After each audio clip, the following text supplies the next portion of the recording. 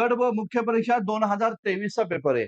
आता या 2023 च्या पेपरमध्ये एक प्रश्न विचारला गेला. तो प्रश्न काय आहे ते नीट समजून घ्या बघा.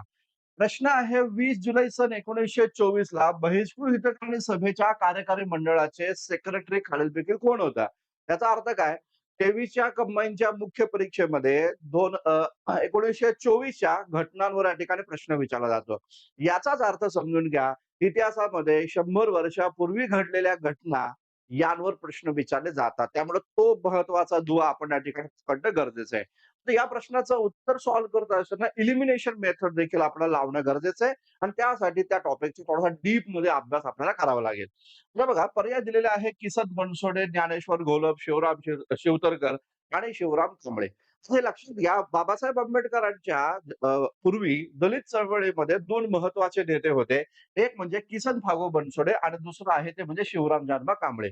ते बहिष्कृत आणि सभेचे ते काय सेक्रेटरी वगैरे होते का? तर नाही. त्यामुळे हे 2 पर्याय या ठिकाणी आपले कट झाले. ज्ञानेश्वर घोलप यांच्याबद्दल काय? तर मूकनायक वर्तमानपत्राचे ते संपादक या ठिकाणी होते. त्यामुळे हे पण याचं उत्तर नाही. मग उत्तर काय राहिलं? तर या ठिकाणी सीताराम शिवतरकर हे याचं राइट आन्सर या ठिकाणी आहे. तर या पद्धतीचा आपल्याला प्रश्न सॉल्व्ह करणं गरजेचं आहे. एलिमिनेशन मेथड इतिहासामध्ये खूप महत्त्वाची या ठिकाणी आहे. लक्षात असू द्या.